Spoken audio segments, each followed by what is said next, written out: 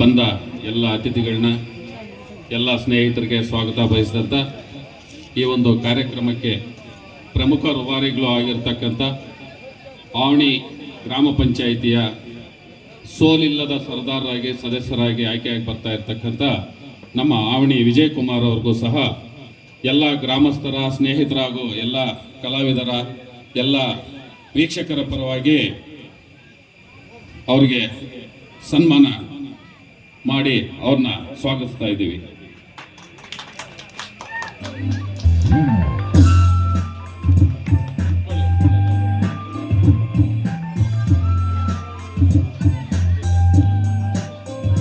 ಸ್ನೇಹಿತರೆ, ಅಣ್ಣ ತಮ್ಮಂದ್ರೆ, ಅಕ್ಕ ತಂಗಿಯರೇ, ತಾವು ಬಂದಿರತಕ್ಕಂಥದ್ದು ನಮ್ಮ ಭಾಷಣ ನೋಡಕ್ಕಲ್ಲ ಅಂತ ನಮಗೂ ಗೊತ್ತಿದೆ.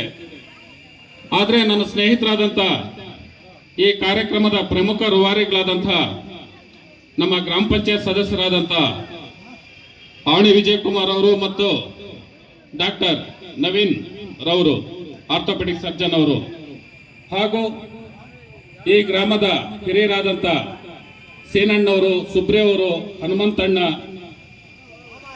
ರಮೇಶಣ್ಣ, ರಾಘವೇಂದ್ರ ಇವರೆಲ್ಲರ ಕೋರಿಕೆ ಮೇರೆಗೆ ನಾವು ಅನಿವಾರ್ಯವಾಗಿ ವೇದಿಕೆಗೆ ಬಂದು ತಮ್ಮ ಮುಂದ್ಗಡೆ 4 ಮಾತುಗಳನ್ನ ಮಾತಾಡಲೇಬೇಕಾಗಿ ಬಂದಿದೆ. ಎಲ್ಲ ಬಂಧುಗಳೇ, ಈಗ ಕಲಿಯುಗ ಹುಟ್ಟಿ 21 ಶತಮಾನಗಳು ಮುಗಿತಾ ಇದೆ. ಈ ಕಾಲದಲ್ಲೂ ಸಹ ಯಾರೇ ನೋಡ್ಲಿ ಮೊಬೈಲ್ ಎತ್ಕೊಂಡು ಗೇಮ್ ಆಡ್ತಕ್ಕಂಥದ್ದು, ರಿಕಾರ್ಡ್ ಡ್ಯಾನ್ಸು, ಆರ್ಕೆಸ್ಟ್ರಾಗಳು, ಪುಷ್ಪ ಸಿನಿಮಾಗಳಂತ కిసక్క మరి ఫోటోలు తీసుకునే కాలంలో కూడా ఈ త్రేతాయుగంలో నడిచినట్ల కాలము రెండో అయోధ్య అని పేరు వచ్చిండే అట్లా ఆవణి గ్రామంలో ఆ త్రేతాయుగంలోనే ఆవణి ఎంతో పుణ్యక్షేత్రం అయింటే కూడాను ఆ తర్వాత వచ్చిన ద్వాపర యుగం ఉంది ఈ రాజసూయ యాగం.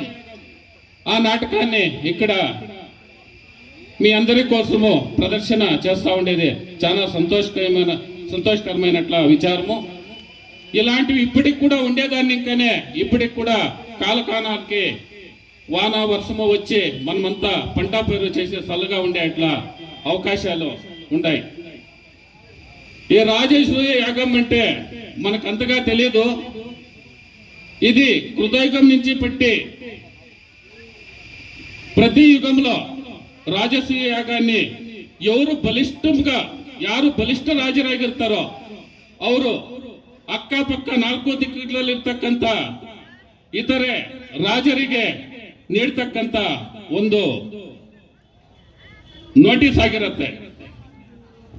ಆ ದಿಕ್ಸೂಚಿ ಏನಿರುತ್ತೆ ಅಂದ್ರೆ, ರಾಜಸೂಯ ಯಾಗಕ್ಕೆ ಒಬ್ಬ ಬಲಿಷ್ಠ ರಾಜಸೂಯ ಯಾಗನ್ನ ಪ್ರಾರಂಭ ಮಾಡಿದ್ದಾರೆ ಅಂದ್ರೆ ಅಕ್ಕಪಕ್ಕ ಇರ್ತಕ್ಕಂಥ ಪ್ರತಿ ರಾಜರು ಸಹ ಅವ್ರಿಗೆ ಬಂದು ಅವ್ರಿಗೆ ತಲೆಬಾಗಿ ತಮ್ಮ ರಾಜ್ಯವನ್ನ ಅವ್ರಿಗೆ ಅರ್ಪಿಸಿ ಅವ್ರಿಗೆ ಶರಣಾಗಬೇಕು ಅಂತ ಅರ್ಥ.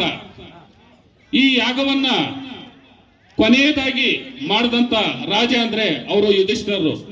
ಏನ್ ನಾವೀಗ ಧರ್ಮರಾಜ ಅಂತ ಹೇಳ್ತೀವಿ, ಅವರು ಆ ಧರ್ಮರಾಜ ಮಾಡಿದಂತ ಯಾಗದ ಒಂದು ಪ್ರತಿರೂಪವಾಗಿ ಇವತ್ತಿನ ದಿವಸ ಆವಣಿ ಶ್ರೀ ರಾಮಲಿಂಗೇಶ್ವರ ಸ್ವಾಮಿ ಜಾತ್ರೆ ಪ್ರಯುಕ್ತ ಇಲ್ಲಿ ಹಮ್ಮಿಕೊಂಡಿದ್ದೀರಿ. ಇಂಥ ಕಾರ್ಯಕ್ರಮಗಳು ಮತ್ತಷ್ಟು ಯಶಸ್ವಿಯಾಗಿ ನಡೀಬೇಕು.